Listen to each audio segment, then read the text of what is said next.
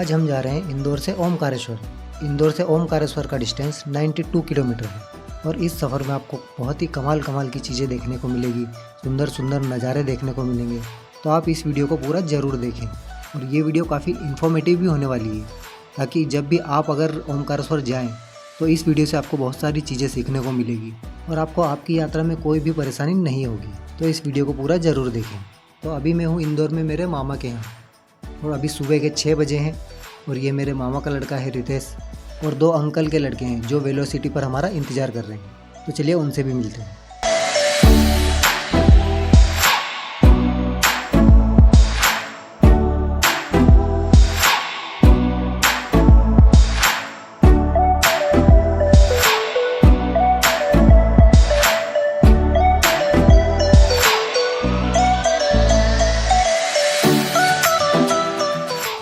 ये यहाँ पर खड़े हैं मेरे अंकल के 2 लड़के जो हमारा इंतज़ार कर रहे हैं। तो चलिए इनसे थोड़ी बातचीत करते हैं। क्या बात है? ये हमारे अंकल के लड़के आकाश भाई और ये है रोहित भाई। चले आने में कोई प्रॉब्लम तो नहीं? रास्ते खुदे पड़े रास्ते खुदे पड़े है तो सही बात है। टेक किया जाए इंदौर के डीएम को। चले बातचीत करने के बाद सीधे रवाना हो जाते हैं ओमकारेश्वर। ये जो आप सामने बिल्डिंग देख रहे हैं ये इंदौर की आईटी बिजनेस पार्क है। इसमें बहुत सारी आईटी कंपनियां हैं और आईटी कंपनियों के ऑफिस भी है। तो यहाँ से हमें लेफ़्ट लेना है।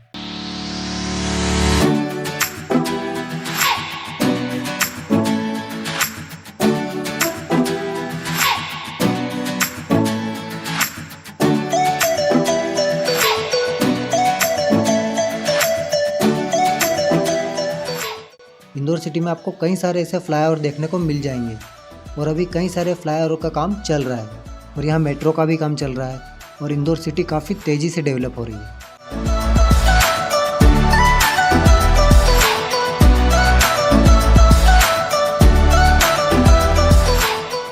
अब ये जो आप घाट देख रहे हैं इस घाट को भेरू घाट के नाम से जाना जाता है। ये काफ़ी सुंदर है और सुंदर के साथ साथ में बहुत ही खतरनाक भी है, लेकिन इसकी सुंदरता इतनी है कि हमें यहाँ पर ज़रा भी डर नहीं लगता है और ये रास्ता हमें एक अलग ही फीलिंग देता है। तो यहाँ पर आपको बहुत आनंद आने वाला है।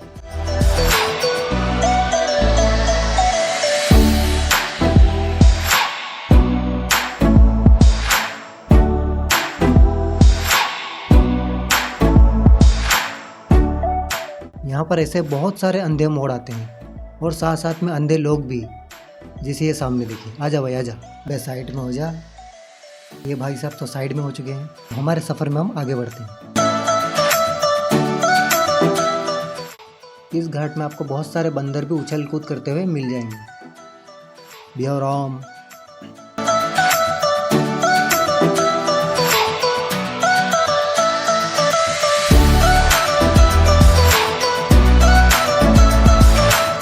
ये वादियाँ इतनी खूबसूरत है कि जब आप यहाँ पर आओगे तो आपको एक अलग ही खुशनुमा एहसास होगा और आप अपने पुराने सारे दुख दर्द भूल जाओगे। फिर इस घाट को पार करते ही आगे जाके आता है भैरू बाबा का मंदिर। इस मंदिर में भी आपको दर्शन जरूर करना चाहिए। तो चलिए हम यहाँ पर दर्शन कर लेते हैं और आपको कुछ सिनेमैटिक शॉट्स भी दिखा देता हूँ।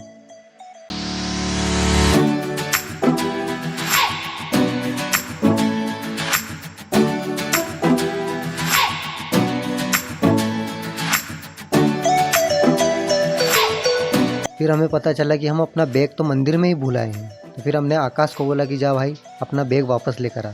तो हमारे आकाश भाई बैग वापस लाते हुए, क्या यार बैग भूल जाते हो यार। बैग वापस लाने के बाद हम अपनी यात्रा में आगे चल देते हैं। यहाँ से थोड़ी दूर आगे चलने के बाद आता है विश्व का सबसे बड़ा नवग्रह शनि मंदिर। ये विश्व का सबसे बड़ा नवग्रह शनि मंदिर है।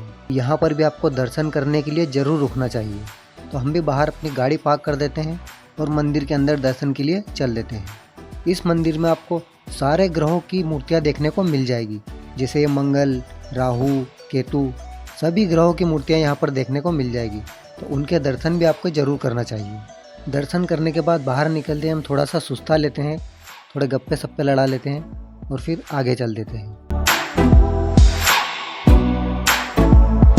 आप जब भी इंदौर से ओमकारेश्वर जाएं तो ट्रेन या बस से ना जाएं, हो सके तो बाइक से या कार से ही आए, क्योंकि इस रास्ते पर नज़ारे इतने अच्छे हैं कि कहीं पर भी आप अपनी बाइक को या फिर कार को रोककर आप फ़ोटो शूट, वीडियो शूट कर सकते हैं, रील बना सकते हैं। लेकिन आप बस या ट्रेन से आओगे तो आप कहीं पर भी अपने मन से रोक नहीं सकते हैं, इसलिए आप हो सके तो कार या बाइक से ही आए। और ये अंधा मोड़ है, ये काफ़ी ज़्यादा घुमावदार है, तो हम यहाँ पर गाड़ी रोक लेते हैं और इसका व्यू मैं आपको दिखा देता हूँ।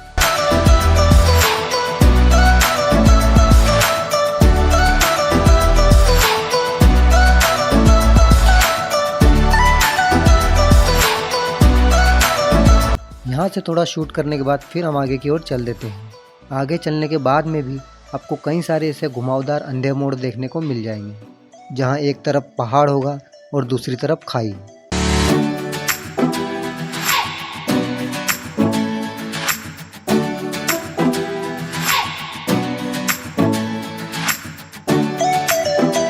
ये जो नदी आप देख रहे हैं, इस नदी का नाम है चोरल नदी। इसका नाम जरूर आपने सुना होगा। इस नदी का नाम चोरल है इसलिए यहाँ पर जो गांव है उसका नाम भी चोरल ही रख दिया गया है। यहाँ से थोड़ी दूर अंदर जाएंगे तो आपको मिलेगा चोरल डैम। वहाँ पर भी आपको घूमने के हिसाब से जाना चाहिए, अगर आपके पास में समय हो तो। हमारे पास तो टाइम नहीं था, इसलिए हम वहाँ पर नहीं जा पाए। रास्तों का वीडियो शूट तो बहुत हो गया, थोड़ा सा अपना भी वीडियो शूट कर लेते हैं। ये आगे मैं हूँ, बाइक चला रहा हूँ, और पीछे है मेरे अंकल का लड़का आकाश। पहले मैं मामा के लड़के के साथ में पीछे बाइक में बैठा था, और अभी हमने बाइक चेंज कर ली है और पोजीशन भी। तो हम बाइक और पोजीशन चेंज करते रहते हैं ताकि किसी को भी थकान ना लगे। मामा के लड़के की जो बाइक है वो हमसे कुछ आगे चल रही है, क्योंकि हम वीडियो शूट करते आ रहे हैं तो हम थोड़ी धीरे आ रहे हैं और रुक रुक के आ रहे हैं। यहाँ से आगे चलने के बाद एक बड़वा नाम का गाँव आता है, जहाँ पर हम 15-20 मिनट का स्टे लेते हैं। हम सुबह 6 बजे से निकले थे, इसलिए हमें भूख भी लगी थी, तो हम यहाँ पर रुककर चाय नाश्ता कर लेते हैं। बड़वा से आप 4-5 किलोमीटर आगे आओगे तो आपको मिलेगी नर्मदा नदी। ये नदी ओमकारेश्वर से होते हुए ही आती है। ये जो आप सामने ब्रिज देख रहे हैं, ये एक्चुअल में ब्रिज नहीं है, ये नहर है। क्योंकि नहर को नदी से पार ले जाना था, इसलिए ये ब्रिज बनाया गया है, और ब्रिज के ऊपर नहर है, और नहर के ऊपर रोड भी बना दी गई है, ताकि नहर का काम भी हो जाए और ऊपर से गाड़ियाँ भी जा सकें। अगर इस इलाके में बरसात के मौसम में ज़्यादा पानी गिरा है तो आप यहाँ सोच समझ कर ही आएँ और थोड़ी जांच पड़ताल करके आएँ, क्योंकि ये आप जो पुल देख रहे हैं जिस पर अभी हम चल रहे हैं, ये पुल ज़्यादा पानी आने की वजह से पूरा डूब जाता है, और ये नर्मदा का पानी पुल के ऊपर से जाता है। इसलिए आप बरसात के मौसम में अगर आए तो यहाँ थोड़ी सी जांच पड़ताल पहले से कर लें, यहाँ पर तेज़ बारिश हुई है या नहीं, पुल क्लियर है या नहीं, तो इस बात का आप ज़रूर ध्यान रखें।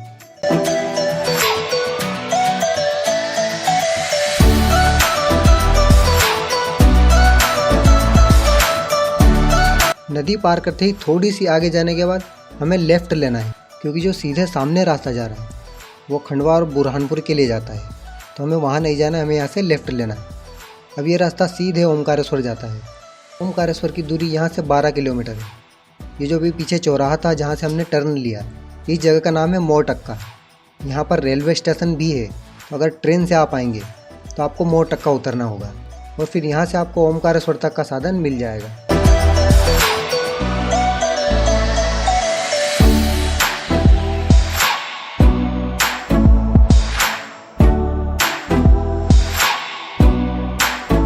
ये रास्ता भी आपको बहुत ही प्यारा लगने वाला है, क्योंकि यहाँ पर एक तो ट्रैफिक कम है, और इसके आइट साइड में बहुत सारे घने घने पेड़ लगे हुए हैं, और हम जब इनके नीचे से गुजरते हैं तो बहुत ही अच्छा लगता है।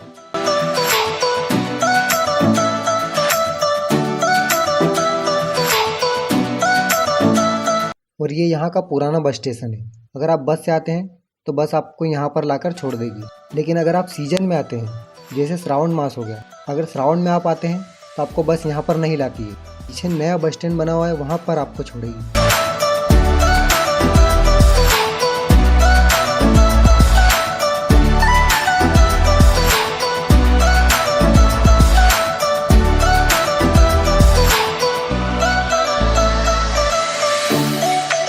ये यहाँ की पार्किंग आ चुकी है, तो आप जब भी आप अपनी बाइक या कार लेकर आएँ तो यहीं पर पार्क करें।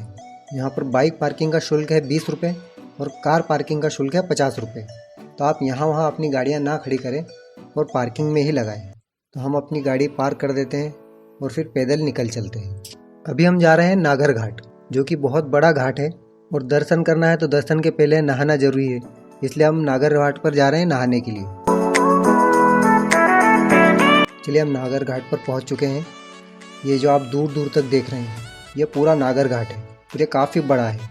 अभी आपको यहाँ पर पानी बहुत ही कम लग रहा होगा, इसका कारण ये है कि आगे एक ब्रिज बन रहा है, तो उस ब्रिज को बनाने के लिए यहाँ पर पानी रोका गया है, इसलिए आपको पानी अभी यहाँ पर कम लग रहा होगा। लेकिन यकीन मानिए यहाँ पर बरसात में इतना पानी आता है, ये इलाका भी पूरा डूब जाता है, इतना पानी आता है यहाँ पर। यहाँ आते ही हम यहाँ पर नहाने का आनंद लेते हैं और थोड़ी सी मस्ती करते हैं।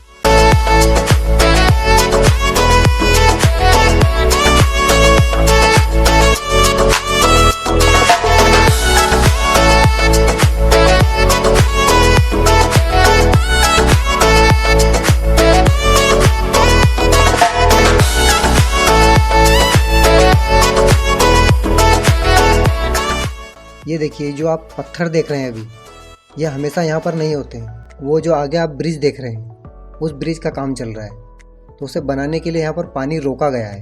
तो ये सारे पत्थर कहीं से लाकर यहाँ पर रखे गए हैं, नहीं तो यहाँ पर इतना पानी होता है। जो सामने आप घाट देख रहे हैं वहाँ तक पानी चला जाता है। नहाने के बावजूद भी हमें तेज गर्मी लग रही थी और बहुत उमस लग रही थी, इसलिए हम एक सोडे की दुकान पर रुकते हैं और सोडे का आनंद लेते हैं।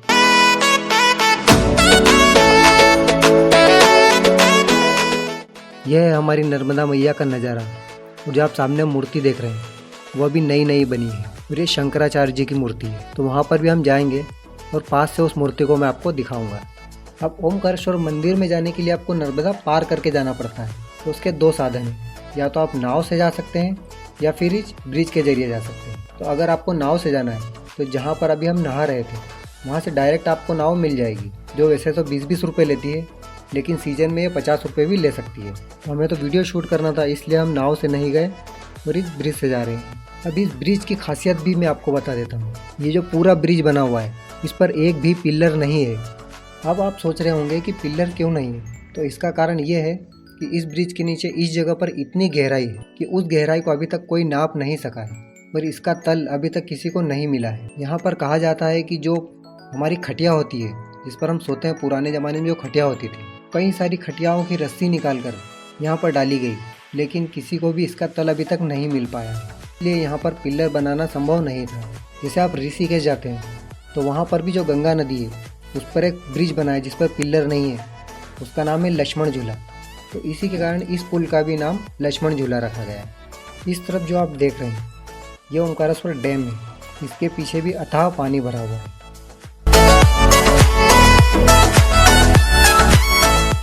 ब्रिज को क्रॉस करने के बाद ही यहाँ पर आपको यहाँ का बाजार देखने को मिलेगा। जैसे कर्ण अर्जुन मूवी में चूड़ी बाजार होता है, वैसे ही यहाँ का भी बाजार है, जहाँ पर आपको पूजा का सामान, खिलौने और भी कई सारी चीज़ें मिल जाती है। आप इस बाजार के बीच में से निकलते हो तो आपको इतना अच्छा लगता है कि आपकी सारी थकान दूर हो जाएगी।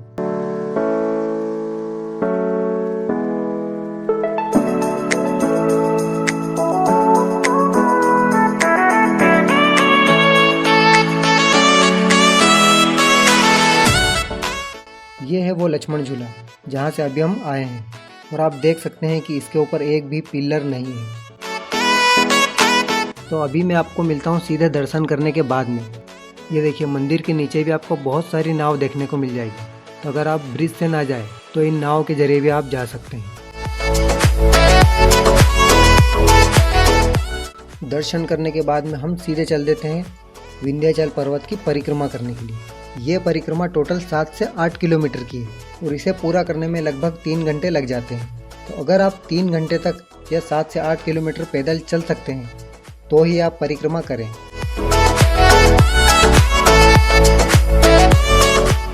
3-4 किलोमीटर चलने के बाद में हम थोड़ा सा थक जाते हैं, इसलिए हम एक जगह सुस्ताने के लिए बैठ जाते हैं और थोड़ी सी चिप्स वगैरह भी खा लेते हैं। ये देखिए उमस के कारण कितना पसीना आ रहा है, बहुत ज़्यादा गर्मी लग रही है इस टाइम। परिक्रमा में आपको कई सारी दार्शनिक चीज़ें मिल जाएगी, जैसे ये बैठे हुए शिव जी की मूर्ति। ये मूर्ति ऊंचाई में काफ़ी बड़ी मूर्ति है, तो शिव जी की प्रतिमा के पास में ही आपको लेटे हुए हनुमान जी का मंदिर भी मिल जाएगा, तो यहाँ पर भी आपको दर्शन करना है। इस मंदिर के जस्ट पास में ही आपको मामा भांजे की कोठी देखने को मिल जाएगी। इसे मामा भांजे की कोठी इसलिए कहा जाता है कि इसके अंदर एक शिवलिंग है जो काफ़ी बड़ा है और उस शिवलिंग को नॉर्मल 2 आदमी नहीं घेर सकते हैं, लेकिन सगे मामा और भांजा अगर दोनों तरफ से अपने हाथ फैलाएं तो इस शिवलिंग को कवर कर सकते हैं, मतलब पकड़ सकते हैं। इसलिए इसका नाम मामा भांजे की कोठी रखा गया है ना, बिल्कुल अद्भुत। अब मैंने आपको पहले नर्मदा नदी के उस पार से जो शंकराजी जी की प्रतिमा दिखाई थी, वो प्रतिमा ये है और इसकी ऊंचाई काफ़ी ज़्यादा है। वीडियो में आपको इसकी ऊंचाई का अंदाज़ा शायद ही लग पाए, लेकिन ये हकीकत में काफ़ी बड़ी मूर्ति है। अब इस परिक्रमा मार्ग की मैं आपको एक और इंटरेस्टिंग चीज़ बताता हूँ। ये जो आप सामने शिला लेख देख रहे हैं, इसमें गीता के श्लोक लिखे हुए हैं, लेकिन इंटरेस्टिंग बात ये नहीं है। इंटरेस्टिंग बात यह है कि जो श्लोक यहाँ पर लिखे हुए हैं वो बिल्कुल क्रम से लिखे हुए हैं। जैसे आप देख सकते हैं, ये श्लोक नंबर 7 और 8। इसके थोड़ा सा हम आगे जाएंगे तो अगला जो लेख मिलेगा वो 9 और 10 होगा। जैसे यहाँ पर आप देख सकते हैं, ये श्लोक नंबर 9 और श्लोक नंबर 10। वैसे ही आगे लेख मिलेगा, यहाँ पर आपको श्लोक नंबर 11 और श्लोक नंबर 12 मिलेगा। तो गीता के सभी श्लोक आपको यहाँ पर क्रम बाय क्रम मिल जाएंगे और मुझे ये चीज़ पर्सनली काफ़ी अच्छी लगती है।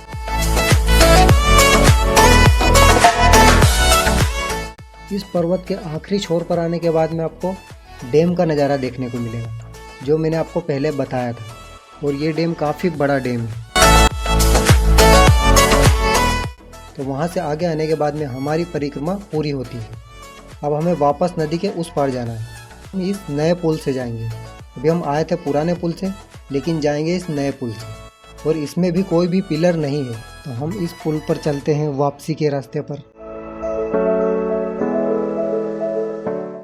पुल को जैसे ही क्रॉस करने के बाद में आपको फिर से एक नया बाज़ार देखने को मिलेगा, लेकिन यहाँ पर आप कोई भी चीज़ अगर ख़रीदें तो थोड़ा चौकन्ना होकर ख़रीदिए, क्योंकि ऐसी जगहों पर अगर आप जाते हैं तो यहाँ की चीज़ों के रेट काफ़ी ज़्यादा हाई होते हैं। यहाँ पर आपको उनके बताए हुए दाम पर कोई भी चीज़ नहीं खरीदना है। यहाँ पर आपको बार्गेनिंग ज़रूर करना है। अगर कोई दुकानदार आपको कोई किसी चीज़ के 200 रुपये बताता है तो उसे आपको 100 रुपये बताना है, फिर 110 करना है, 120 करना है। ऐसे ही बार्गेनिंग करने के बाद में ही आपको कोई चीज़ लेना है, तो आप ठगा जाएंगे। तो इस बात का आप ज़रूर ध्यान रखें।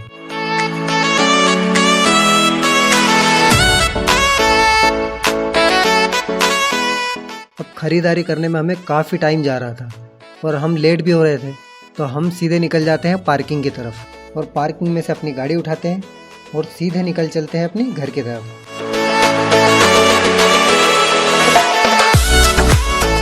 अब आपने ध्यान दिया होगा कि हम सुबह से 6 बजे से निकले हैं, लेकिन हमने तक खाना अभी तक नहीं खाया है और शाम होने को आई है।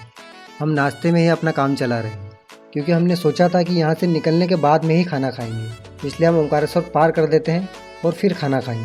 तो ओमकारेश्वर पार करने के बाद हमें एक रेस्टोरेंट मिलता है, यहाँ पर हम सब खाना खाने के लिए बैठ जाते हैं और खाना खाते टाइम काफ़ी सारी बातें करते हैं और काफ़ी गप्पे लड़ाते हैं। कोई कहाँ की बात करता है, कोई कहाँ की बात करता है, ऐसे बातें निकलती जाती है, बहुत सारी बातें करते हैं।